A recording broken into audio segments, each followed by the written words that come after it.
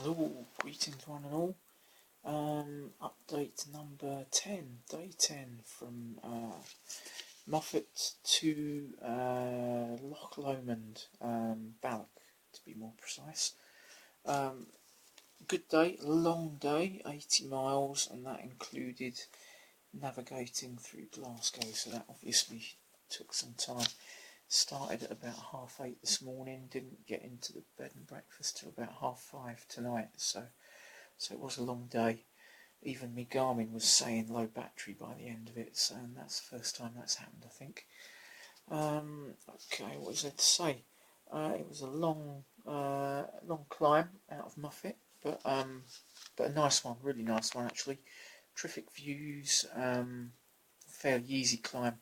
Certainly compared to Keswick yesterday, where it was just stop, start. This was just a steady haul, which is pretty easy on fresh legs. Well, say fresh legs, you know what I mean. First thing in the morning, not fresh after going for 9 days previously. The road surfaces were terrible this morning. We'd been warned that they would be, but just real bone shaker. Poorly maintained. I don't think they get much use because there's motorways or dual carriageways that take most of the traffic, but yeah, so that is a bit tough going. But we had a really fast morning actually. Wanted to press on because we knew it was going to be a long day. So myself, little Jim, chap from Bristol area, and Ian, I think he's from Grantham, Newark area. His dad certainly is. We pressed on together, and yeah, really pressed on. I was struggling a bit to stay with them by the end. We had headwinds, which didn't help, but we took it in turns, riding at the front, taking the brunt of it. First time I've really done that with a group before, and really felt the benefit of it. Usually I'm either going too slow, or the wind isn't blowing, or I can't keep up with the people, or we don't do it for any length of time. But we did it for a long period of time this morning, and it really did make a difference. But I struggled when it came to do my stints at the front, and even to hang on to the other guys. I had to tell them I was fraying at the seams a little bit, and they cooked me slowly. I had very little left by the time we got into lunch, but it meant we steamed on, and despite hills and headwinds, we'd done about 43 miles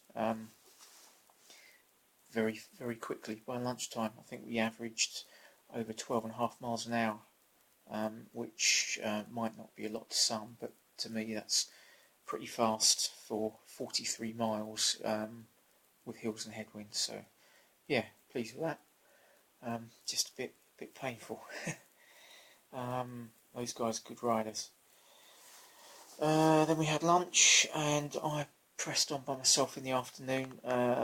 Little Jim went off with a faster group. Ian hung around for his dad, who was getting back on the bike again after a chest problem that's held him off it for a few days.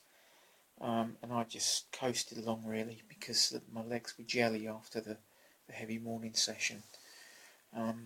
We went through Hamilton, I think, and a few other built-up areas, and then sort of started getting into Glasgow, which was actually surprisingly nice. The weather was really good. We had some really nice weather today. Had some sun and blue sky. It's typical. We go all the way up England with miserable grey skies everywhere. Get into Scotland, and now we've got glorious weather. What's that all about? Make of that what you will. Yeah, going into Glasgow wasn't that bad actually. It sort of took us along a sort of cycle paths and along a canal and a river for quite a lot of it. So it was surprisingly pleasant compared to what you might think of Glasgow. Just quite mentally tiring, having to sort of watch where you're going the whole time. Other people using the path, broken glass on it, and just navigation as well, especially as things got busier in the city centre. I stopped at a bench at one point actually because it was getting a bit hot, took some layers off, and just relax for 5-10 minutes. It's the first time I've really been able to do that, where it's been really nice and warm, and it was a nice little spot. The bench presented itself. It just seemed perfect to stop and enjoy the moment. And whatever, you can get carried away with getting to your next stop or your destination. So I thought while the weather was good, it was important to stop and just sort of drink it in and enjoy it. I'm very conscious of trying to enjoy this as much as I can. That it's a sort of amazing trip that you're not going to do very often in your life, something like this. And so I'm trying to appreciate it. There's always bits you're going to miss, or afterwards you're going to wish you'd done more of this and more of that. But I'm really trying to appreciate what I can out of it, especially now that we're 10 days in, and it's the end is approaching. It's 4 days left. So yeah, very mindful of that, and trying to really enjoy those little moments where I can. And then some of the other guys come along the path, so I cycled on with them. It was Ian again, actually, with his dad, but going at a less crazy pace this morning. So we went along with them, made the navigation a bit easier, and that's about it, I think. Trying to see if I missed anything. No, we're in Balloch tonight. It's a really nice little place. I've been here before, actually, because I've got family just down the road, and they're coming along in a bit to meet up, so that'll be nice. But yes, it's a lovely little place, so I'm glad to be back here. Really looking forward to tomorrow. Loch Lomond to Glencoe. Should be a slightly easier day, 67 miles.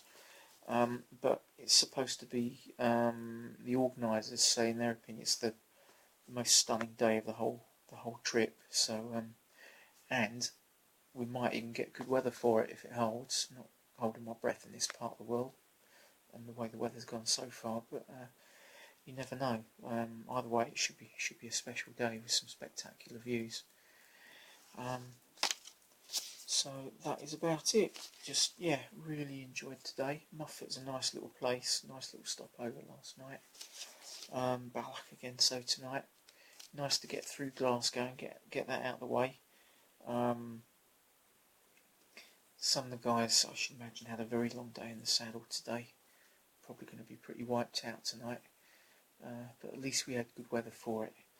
I'd hate to be on this tour and doing that in nasty weather, because that would make for a very trying day. And I think that is about it. Yeah, I just can't reiterate enough the poor road surfaces this morning. Everyone was moaning about hurting your hands. You could hardly keep hold of the handlebars as you went along. It was ridiculous. But one of those things. We were warned about it. It wasn't the end of the world. It just makes things harder than they need to be. Right. I'll stop wittering and catch you later for an update on day 11.